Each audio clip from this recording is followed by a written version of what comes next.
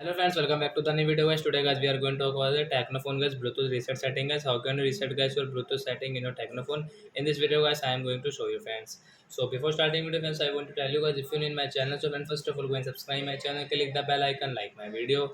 So friends now time to start video. When first of all guys open your phone setting to reset your Bluetooth setting. So we will on guys our phone setting to reset our Bluetooth setting, then guys scroll it. So friends, you can see this type of setting guys. You can see guys your phone system setting, then tap here, and guys you can see guys your reset option. So friends, tap here.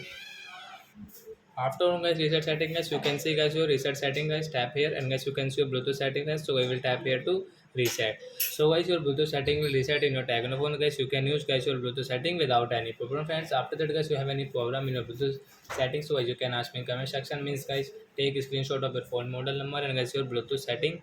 Then guys I will check, I will help you friends. So thanks for watching the video guys. Now we will meet on next video. Bye bye friends.